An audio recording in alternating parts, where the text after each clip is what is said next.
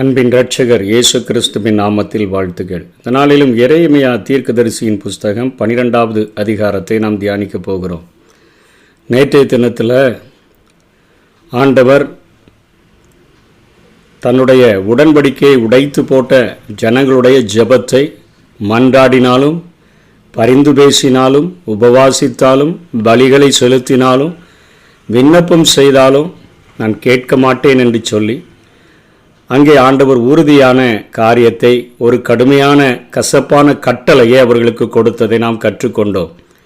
ஏனென்று சொன்னால், நான் சிறுமைப்பட்டு ஆவியில் நொறுங்குண்டு என் வசனத்துக்கு நடுங்குகிறவனையே நோக்கி பார்ப்பேன் என்று சொல்லுகிற ஆண்டவர் அல்லவா. ஆகவே அந்த காரியத்தில் ஆண்டவர் உறுதியாக அவருடைய வசனங்களுக்கு கீழ்ப்படுகிற ஜனங்களுக்கு மாத்திரம் அவர் உதவி செய்கிறவராக, அவர்களுடைய ஜெபங்களை கேட்கிறவராக, அங்கீகரிக்கிறவராக இன்றைக்கும் காணப்படுகிறார் என்பதையே வேதம் நமக்கு கற்றுக் கொடுக்கிறது. இந்த அதிகாரத்தில் நேற்றைய தினத்தில் 11ஆம் அதிகாரத்தின் கடைசியில் ஆனதோத்தினுடைய ஜனங்கள், அதாவது எரேமியாவினுடைய உற்றார் உறவினர்கள் அவனுக்கு விரோதமாக கொலை மிரட்டலை விட்ட உடனே, அந்த ஒரு கொலை மிரட்டல் வந்த உடனே, எதிர்கொண்ட உடனே அவர் சாதாரண மக்கள் கேட்கிற கேள்வியைத்தான் இங்கே எரேமியாவும் கேட்கிறதை பார்க்கிறோம். எப்படி எலியாவினுடைய வாழ்க்கையில் அத்தனை மகத்தான காரியங்களை செய்து 850 தீர்க்கதரிசிகளையும் ஒருவனாக அழிப்பதற்கு அத்தனை வலிமை பெற்றிருந்த போதிலும், அங்கே ஏசபேல் சொன்னபொழுது உன்னுடைய தலை உன்னிடத்தில் இருக்காது என்று சொன்னபோது அவன் மிகவும் பயந்து ஒரு சாதாரண மனிதன் கேள்வி கேட்பது போல காரியத்தை கேட்கிறதைத்தான் இங்கே எரேமியாவும் கேட்கிறார். அசாதாரணமான ஊழியத்தை செய்யும்படியாக அசாதாரணமானவர்களாக ஆண்டவர் அழைத்திருக்கிறார். எப்படி எரேமியா 1ஆம் அதிகாரம் 18ஆம் வசனத்தில் அரணான பட்டணமாக நம்மை ஆண்டவர் இரும்பு தூணாக, ஒரு வெண்கல மதிலாக ஆண்டவர் மாற்றி வைத்திருக்கிறார். ஆனால் அநேக நேரங்களிலே நாமும் சாதாரண மனிதர்கள் கேட்கிற கேள்வியைப் போலத்தான் கேட்கிறோம். இங்கே முதல் வசனத்தில் கேட்கிறார், ஆகாதவர்களின் வழி வாய்க்கிறதென்ன, துரோகம் செய்து வருகிற அனைவரும் சுகித்திருக்கிறதென்ன என்கிற கேள்வியை ஆண்டவருக்கு முன்பாக வைக்கிறார். தனக்கு கொலை மிரட்டல் விடுகிறவர்கள், ஆகாதவர்களுடைய வழிகளெல்லாம் வாய்க்குத, துரோகம் செய்து தானே வருகிறார்கள், உதடுகளினால தானே உண்மை கணம் பண்ணுறாங்க, உள்ளமே தூரமாக இருக்குத, ஆனால் நீங்கள் அவங்க எல்லாரையும் சுகித்து இருக்கிறதற்கு எதுக்கு அனுமதிக்கிறீங்க? 2ஆம் வசனத்தில் நீங்கள் அவர்களை நாட்டினீர், வேர் பற்றி அவர்கள் தேறி போனார்கள், கனியும் கொடுக்கிறார்கள், நீர் அவர்கள் வாய்க்கு சமீபமாக இருக்கிறீர், அவர்களுடைய உள்ளிந்திரியங்களுக்கோ தூரமாக இருக்கிறீர். என்ன சொல்கிறாரு?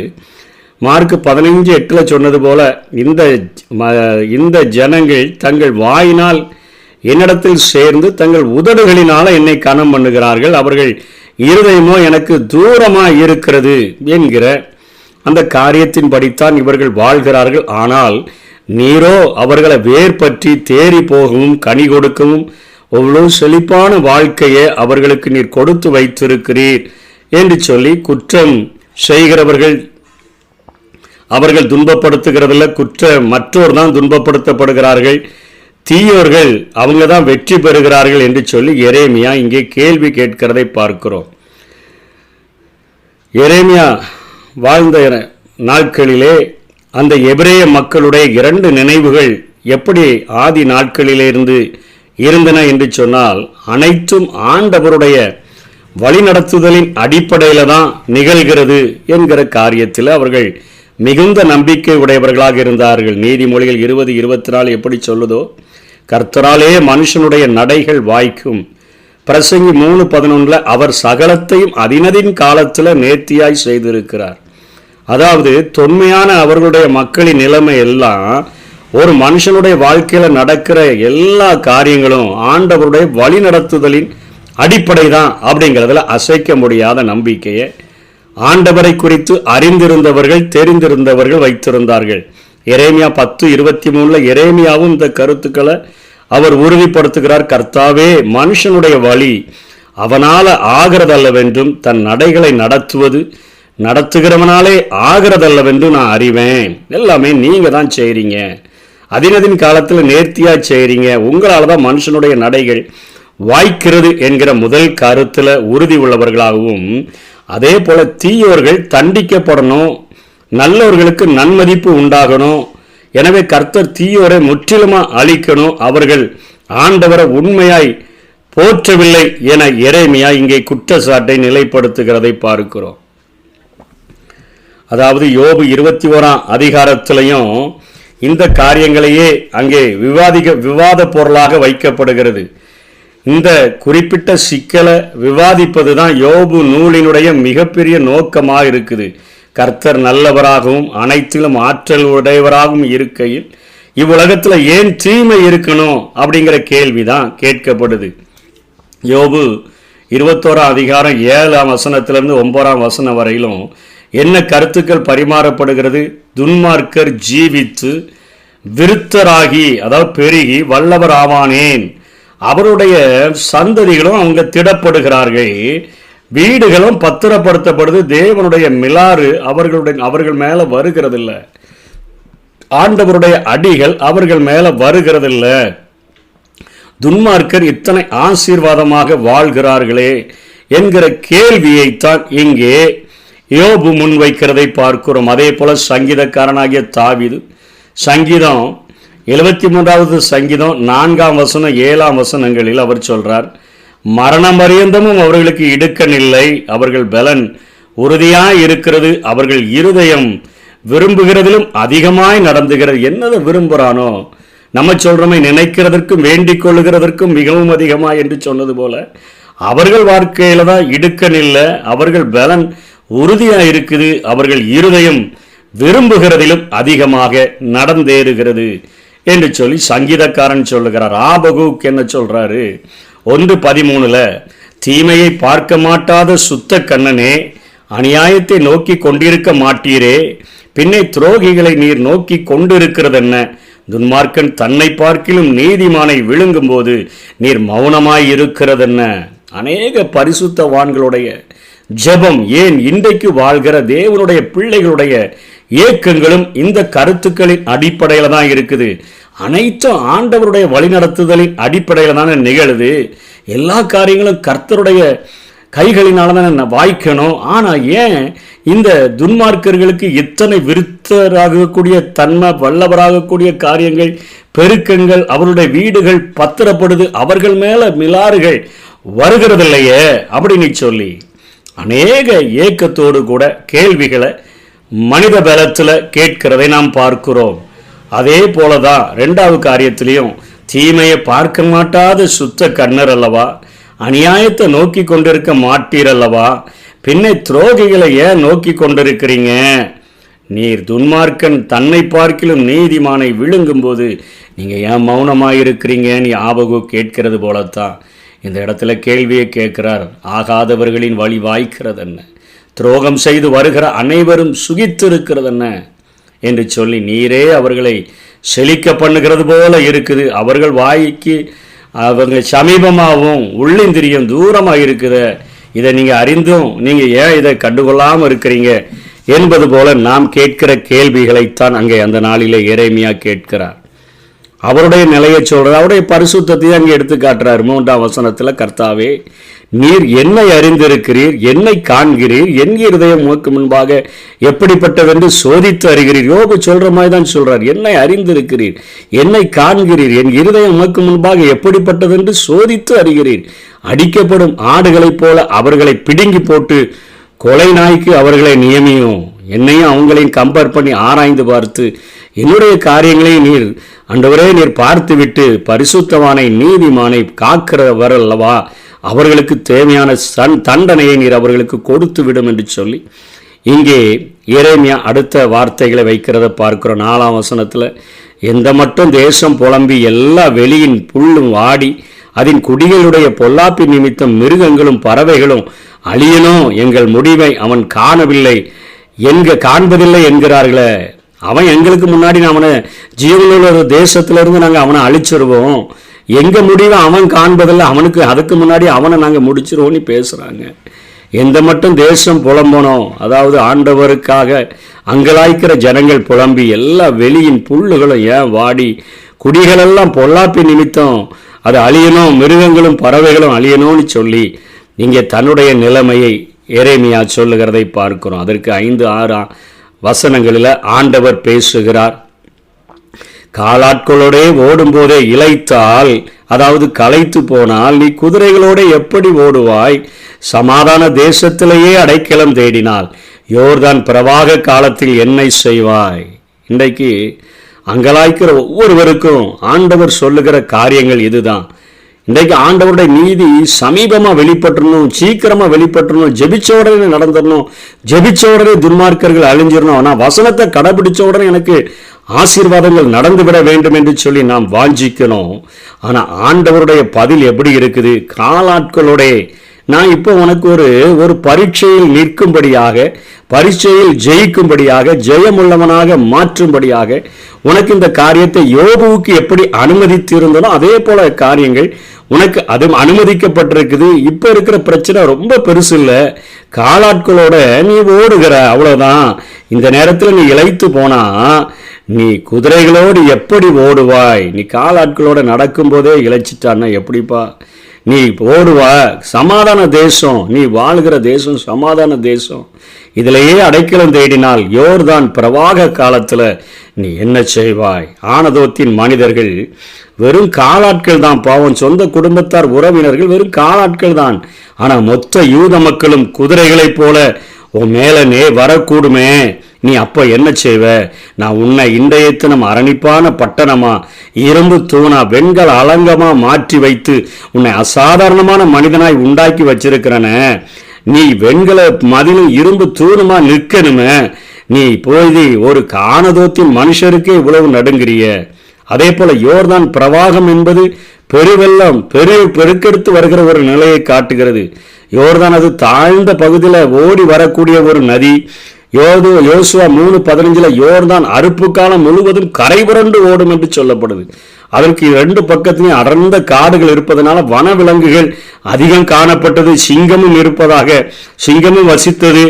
சமாதான நிலத்திலேயே போராட முடியாவிட்டால் இந்த சுழி மிகுந்த போராட்டத்தில் நீ எப்படி நிலைத்து நிற்பா என்று சொல்லி அங்கே எரேமியாவுக்கு ஆண்டவர் கேட்கிறார். அரணிப்பான பட்டணமாக நிலைநிற்க வேண்டியவனே, அடைக்கலத்தை நீ தேடுறியப்பா. ஊழியம் என்பது போராட்டம் நிறைந்த ஒரு வாழ்க்கை தான். போராட்ட களத்தில் ஐயோ அங்க அம்பு வருது, இங்க அம்பு வருது, என் மேல அம்பு எய்கிறார்கள் என நீ வியந்து பார்க்கிறது எனக்கே ஆச்சரியமா இருக்கிறது என்பது போல ஆண்டவர் பேசுகிறார். இன்னைக்கு ஊழிய பாதையில விமர்சனங்கள் அநேகம் வரலாம், மிரட்டுதல்கள் அநேகம் வரலாம். நம்ம தலைக்கு விலையே அதிகம் கொடுக்கும்படியாக அப்படிப்பட்ட காரியங்கள் நடக்கலாம். இதுதான் சுவிசேஷத்தில் நம்ம இருப்பதற்கு நமக்கு ஒரு விளம்பர ஒரு நிலையாக ஆண்டவர் வைத்திருக்கிறார். இங்கே நம்ம சளைக்காது நிற்க கற்றுக்கொள்ளணும், அப்படி நம்ம ஓடும்படியாக அழைக்கப்பட்டிருக்கிறோம். நம்முடைய வாழ்க்கையில் அநேக பிரச்சனைகள், அநேக போராட்டங்கள், இவைகள் எல்லாம் அன்றாட நாட்களில் நேர்ந்தாலும் நம்மை அசாதாரணமான மனிதராக, நம்மை வெண்கல அலங்கமாக, நம்மை அரணிப்பான பட்டணமாக, நம்மை இருப்பு தூணாக ஆண்டவர் மாற்றி வைத்திருக்கிறபடியினாலே தொடர்ந்து ஆண்டவருடைய கரத்தை இறுக பற்றி கொண்டவர்களாக நாம் ஓடும்படியாய் அழைக்கப்பட்டிருக்கிறோம் என்கிற பதிலைத்தான் இங்கே எரேமியா ஆண்டவரிடத்திலிருந்து பெற்றுக்கொள்ளுகிறதை பார்க்கிறோம். இங்கே ஆண்டவர் தன்னுடைய நிலையையும் தன் பின்வாங்கி போன மக்களுடைய காரியங்களை பார்த்து அவருடைய இருதயம் எவ்வளவு அங்கலாய்க்கிறது என்கிற காரியத்தையும் இங்கே எரேமியாவினிடத்தில் ஆண்டவர் சொல்லி கொடுக்காம இல்லை. இவ்வளவு ஒரு சின்ன காரியம் உனக்கு எதிராக பேசப்பட்ட உடனே இவ்வளவு காரியமாய் வாருகிறாயே, என்னுடைய ஜனங்களினுடைய நிலைமை குறித்து நான் எப்படியாய் அங்கலாய்க்கிறேன் என்று சொல்லி ஆண்டவர் சொல்கிறார். ஆண்டவர் தன்னுடைய அந்த தேசத்தை பார்த்து அவருடைய வீடாக அதை சித்தரிக்கிறார். அது தன்னுடைய வளர்ப்பு சிங்கமாக சித்தரிக்கிறார், பலவர்ண பட்சியாக சித்தரிக்கிறார், தன் வீட்டில் உள்ள திராட்சை தோட்டமாக இருந்ததாக சொல்லுகிறார். அப்படிப்பட்ட அவருடைய வீட்டை விட்டுவிட்டதாக, சுதந்திரத்தை நெகிழ விட்டதாக, கை நழுவி விட்டதாக என் ஆத்துமா நேசித்தவனை அவன் கையில் நான் ஒப்பு கொடுத்துட்டேனே, ஏன்னா என் சுதந்திரம் காட்டில் உள்ள சிங்கத்தை போல மாறிற்று, அது வீட்டில் வளர்த்த சிங்கம் போல இருக்கும்போது நீதிமான் சிங்கத்தை போலதான் இருந்தான். ஆனா காட்டில் உள்ள சிங்கம் போல மாறி எனக்கு விரோதமாய் கெர்ச்சித்தது. அதனால நான் எதிரி கையில ஒப்பு கொடுத்துட்டேன். என் பலவர்ணமான பட்சி என்று சொல்லி எல்லா விதமான பறவைகளை விட இது சிறந்த ஒரு பறவையாக, பறவையை போல பலவர்ண காரியத்தை உடையதாக இருந்தபோது அத்தனையும் பொறாமைப்பட்டு ஆச்சரியப்பட்டு பார்க்கிற அளவிற்கு என் சுதந்திரத்தை நான் வச்சிருந்தேன். ஆனால் இப்போ வெளியில் உள்ள சகல ஜீவன்களும் அதை பட்சிக்கும்படிக்கு அதை விட்டு கொடுத்துட்டேன்.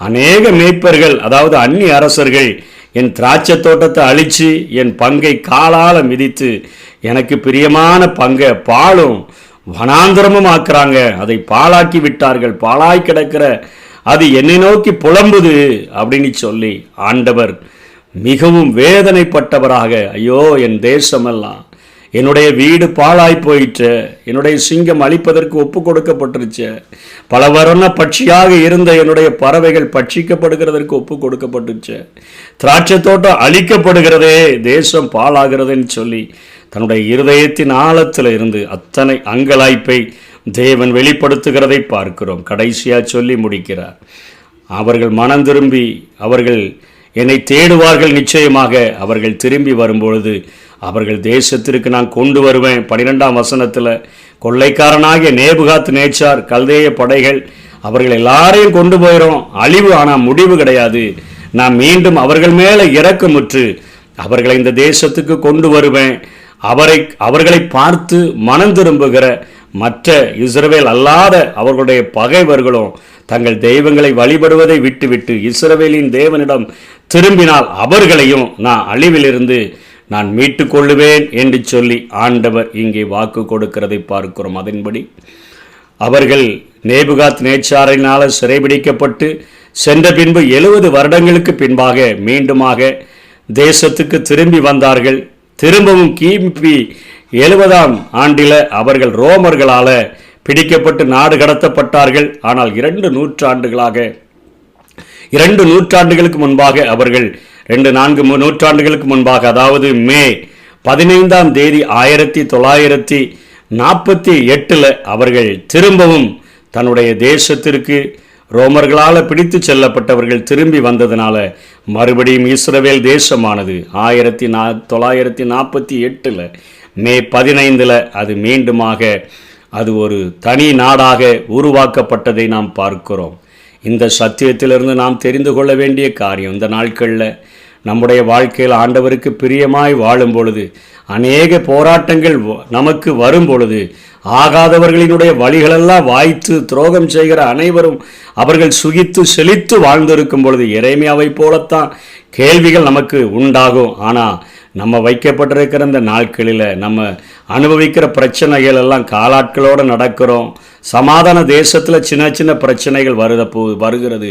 ஆனால் 7 வருடங்கள் இந்த பூமியானது சாத்தானுடைய ஆளுகைக்கு ஒப்பு கொடுக்கப்பட போகிறது. அந்த ஆளுகையில் ஒப்பு கொடுக்கப்பட போகும்போது அந்த நாட்களில் யாருமே தப்பித்து கொள்ள முடியாத ஒரு கொடூரமான ஆட்சி இந்த பூமியில் நடக்கப் போகிறது.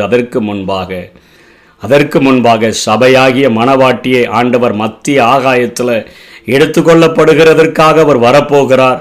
ஆகவே அதுவரையிலும் நமக்கு பிரச்சனைகள், போராட்டங்கள் இவைகள் உண்டு. உலகத்தில் உங்களுக்கு உபத்திரவங்கள் உண்டு, ஆனாலும் திடன் கொள்ளுங்கள், நான் உலகத்தை ஜெயித்தேன் என்று சொல்லுகிறவர்.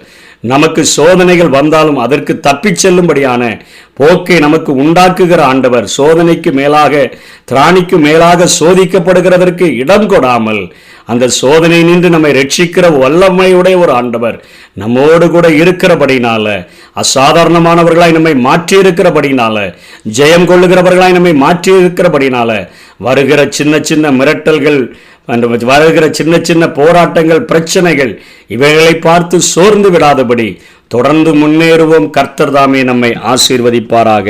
ஆமென். உம்மாலே நான் ஒரு சேனைக்குள் பாய்வேன், மதிலை தாண்டிடுவேன் ஐயா.